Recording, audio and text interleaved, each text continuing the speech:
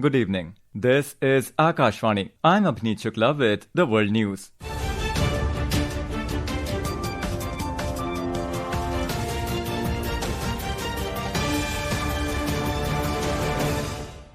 The headlines. World leaders welcome Hamas' decision to release all hostages held in Gaza and engage with US-led peace proposal.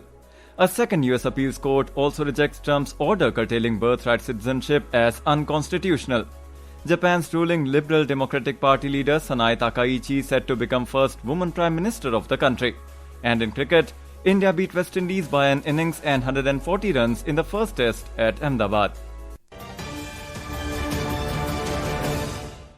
World leaders today welcomed Hamas' decision to release all hostages held in Gaza and its stated willingness to engage with a US-led peace proposal, viewing it as a potential turning point in the ongoing conflict. For details, we have a desk report. The announcement came in the wake of renewed diplomatic efforts by US President Donald Trump, who earlier in the week unveiled a 20-point peace plan aimed at resolving the war between Israel and Hamas. British Prime Minister Keir Starmer described the move by Hamas as a major step toward ending hostilities. He expressed support for the US initiative and emphasized the importance of implementing the plan to facilitate a ceasefire, enable the return of hostages, and ensure humanitarian aid reaches civilians in Gaza. French President Emmanuel Macron underscored the need for swift action, highlighting that the conditions for a ceasefire and the release of hostages were now within reach. Australian Prime Minister Anthony Albanese also welcomed the development and called on Hamas to fully implement the agreement. New Zealand Prime Minister Christopher Luxon characterized Hamas' announcement as a positive step and stressed the importance of building on the opportunity it presented. The coordinated response from global leaders signaled renewed international momentum behind diplomatic efforts to end the conflict, which has led to widespread suffering and instability across the region. This is Chirag Jha for World News. Meanwhile, Gaza's Civil Defense Agency said that 20 people have been killed in Israeli strikes in Gaza over the past 12 hours, despite US President Trump calling on Israel to immediately stop its bombardment. The Israel Defense Forces and Israeli Prime Minister's office both stated today that they were preparing for the first stage of Trump's proposal, which includes the release of hostages still held by Hamas in Gaza.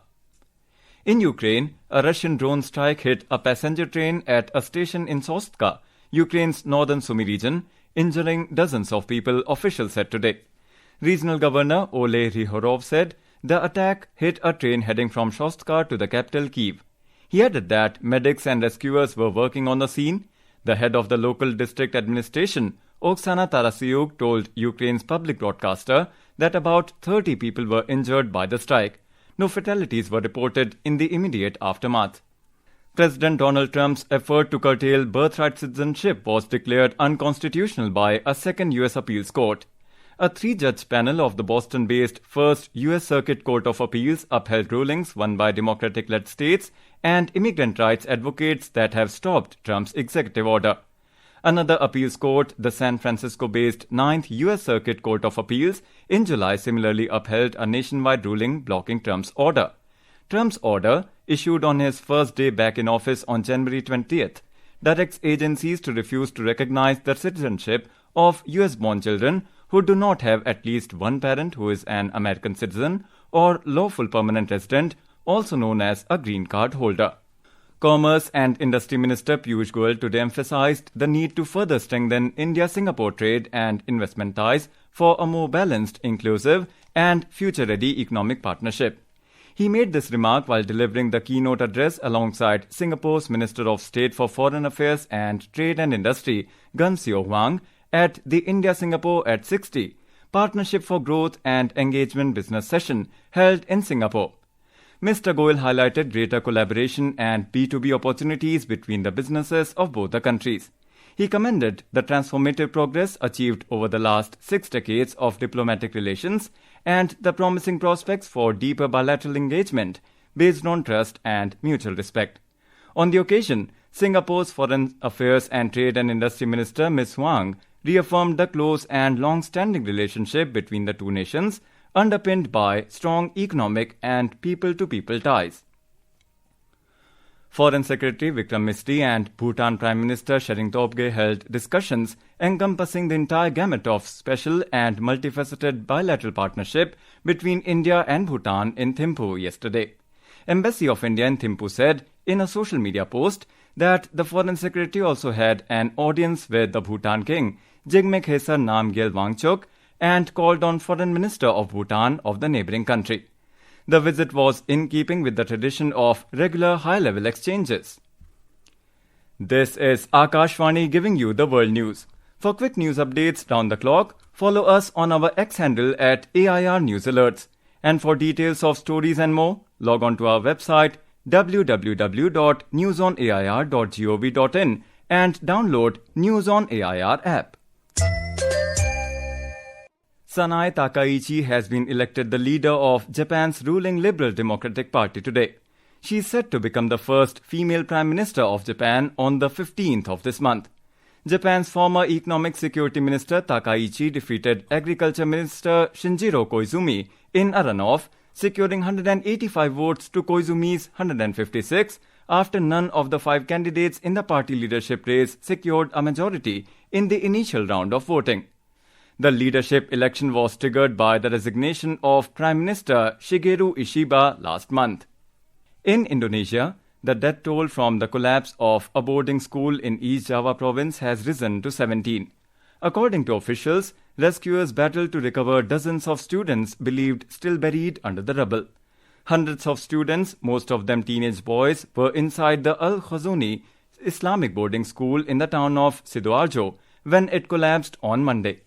Devastating floods in South Sudan have killed 19 people and affected nearly 640,000 others across 26 counties. According to the UN Office for the Coordination of Humanitarian Affairs, heavy rains have displaced about 175,000 people, forcing them to seek shelter on higher ground.